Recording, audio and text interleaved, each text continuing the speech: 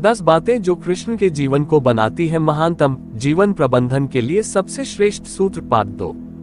6। आपके मतभेद अगली पीढ़ी के लिए बाधा ना बने। कम ही लोग जानते हैं कि जिस दुर्योधन के खिलाफ कृष्ण ने आजीवन पांडवों का साथ दिया, उसकी मौत का कारण भी कृष्ण की कूटनीति बनी। वही दुर्योधन रिश्ते में कृष्ण का समधी भी था। कृष्ण के पुत्र सांब ने दुर्योधन की बेटी लक्ष्मणा का अपहरण करके उससे विवाह किया था, क्योंकि लक्ष्मणा सांब से विवाह करना चाहती थी, लेकिन दुर्योधन खिलाफ था। सांब को कौरवों ने बंदी भी बनाया था। तब कृष्ण ने दुर्योधन को समझाया था कि हमारे मतभेद अपनी जगह हैं, लेकिन हमारे विचार हमारे बच्चों के भविष्य में बाधा नहीं बनने चाहिए। दो परिवारों के आपसी झगड़े में बच्चों के प्रेम की बलि ना चढ़ाई जाए। कृष्ण ने लक्ष्मणा को पूरे सम्मान के साथ अपने यहाँ रखा। दुर्योधन से उनका मतभेद हमेशा रहा, लेकिन उन्होंने उसका प्रभाव कभी लक्ष्मणा और सांब की गृहस्थी पर नहीं पड़ने दिया। 7। शांति का मार्ग ही विकास का रास्ता है। कृष्ण ने महाभारत युद्ध के पहले शांति से समझौता करने के लिए पांडवों और कौरवों के बीच मध्यस्थता की। हालांकि दोनों ही पक्ष युद्ध लड़ने के लिए आतुर थे, लेकिन कृष्ण ने हमेशा चाहा कि कैसे भी युद्ध टल जाए। झगड़ों से कभी समस्याओं का समाधान नहीं होता है। शांति के मार्ग पर चलकर ही हम समाज का रचनात्मक विकास कर सकते हैं। कृष्ण ने समाज की शांति से मन की शांति तक दुनिया को ये समझाया कि कोई भी परेशानी तब तक मिट नहीं सकती जब तक वहां शांति ना हो। फिर चाहे वो समाज हो या हमारा खुद का मन, शांति से ही सुख मिल सकता है, साधनों से नहीं। 8। हमेशा दूरगामी परिणाम सोचें। महाभारत में जुए की घटना के बाद पांडवों को वनवास हो गया। कृष्ण ने अर्जुन को समझाया कि ये समय भविष्य के लिए तैयारी करने का है। महादेव शिव, देवराज इंद्र और दुर्गा की तपस्या करने को कहा।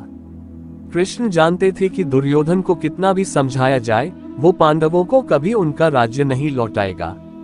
तब शक्ति और सामर्थ्य की जरूरत होगी। कर्ण के कुंडल कवच पांडवों की जीत में आड़े आएंगे, ये भी वे जानते थे। उन्होंने हर चीज पर बहुत दूरगामी सोच रखी। कोई भी फैसला तात्कालिक आवेश में नहीं लिया। हर चीज के लिए आने वाली पीढ़ियों तक का सोचा। यही सोच समाज का निर्माण करती है।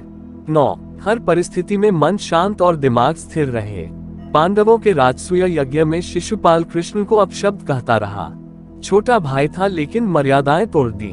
पूरी सभा चकित थी, कुछ क्रोधित भी थे, लेकिन कृष्ण शांत थे, मुस्कुरा रहे थे। शांति दूत बनकर गए तो दुर्योधन ने अपमान किया। कृष्ण शांत रहे। अगर हमारा दिमाग स्थिर है, मन शांत है, तभी हम कोई सही निर्णय ले पाएंगे।